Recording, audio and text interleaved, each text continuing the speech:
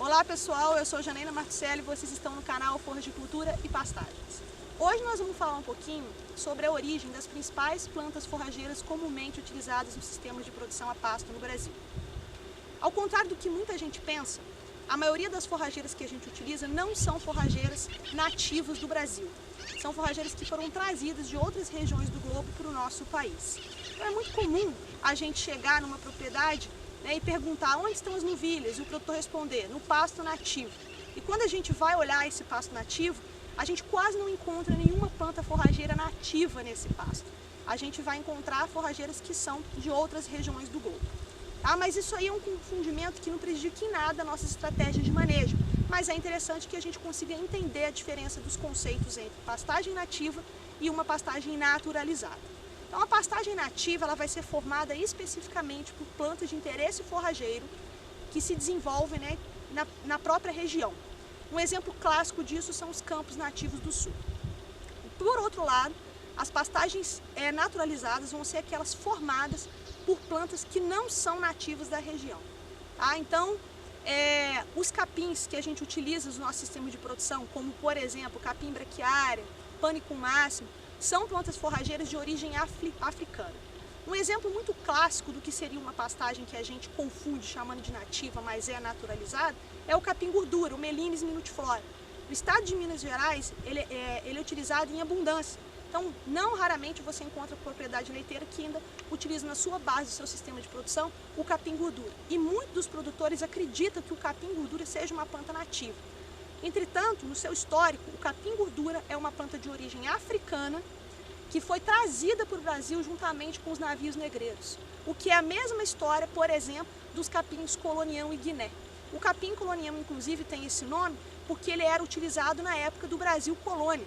E o capim guiné porque ele foi coletado na região de Guiné, que era onde os navios atracavam para poder trazer os escravos. Então essas plantas forrageiras, o colonião, o capim gordura, o capim guiné, eles eram utilizados como cama para os escravos, e aí quando esses navios chegavam no Brasil para descarregar, tá certo? Eles retiravam esse material e esse material era jogado nas costas brasileiras. Como as condições de solo e clima do Brasil e da África são muito parecidas, essas plantas forrageiras se adaptaram muito bem ao clima do Brasil. Então se desenvolveram tanto quanto se desenvolveriam bem na África. Então elas já estão há tanto tempo aqui conosco que por isso que há esse confundimento. Então a braquiária também não é uma forrageira nativa do Brasil, ela é uma planta originária da África, assim como o capim-elefante. O capim-elefante, entretanto, não foi trazido na época da colonização, ele veio depois. A introdução do capim-elefante no Brasil foi feita de forma indireta, mas quando a gente for falar especificamente aqui no canal sobre o capim-elefante, nós vamos dar detalhe do histórico do capim-elefante, assim como o histórico de forrageiras como Mombasa, Tanzânia, Maasai, Quênia, Zuri, que também não são plantas nativas.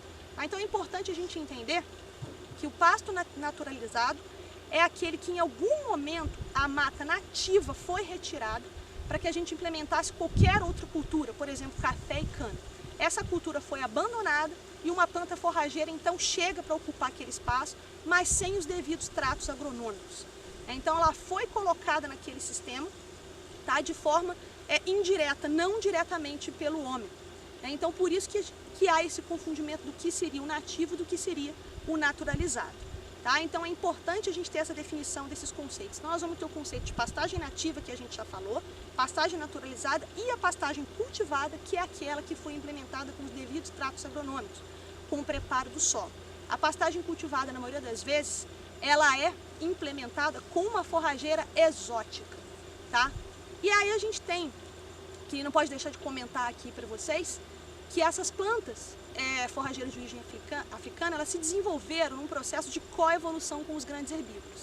E isso faz com que essas plantas tenham uma excelente resistência ao pisoteio, que essas plantas então tenham uma resistência ao pastejo. Porque elas se desenvolveram nesse processo de coevolução com herbívoros extremamente pesados, como gnus, elefantes, manadas enormes que a gente sabe que fazem essas migrações pela África, e vão defecando, consumindo, pisoteando.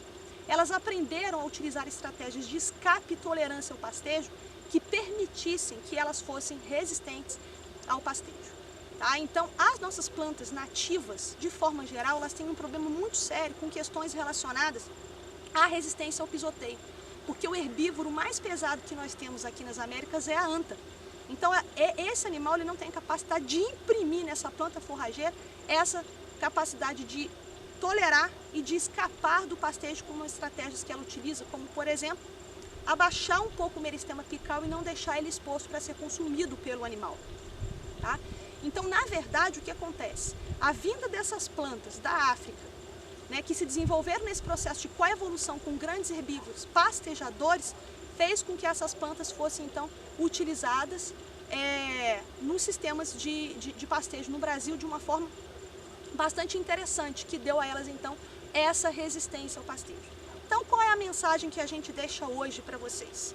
A gente precisa entender a diferença entre uma forrageira nativa e uma forrageira que é naturalizada. Por que ela é naturalizada? Porque ela se adaptou muito bem às nossas condições de solo e clima, mas elas não são forrageiras originárias do nosso país. Não deixem de curtir, façam seus comentários e a gente se vê no próximo vídeo.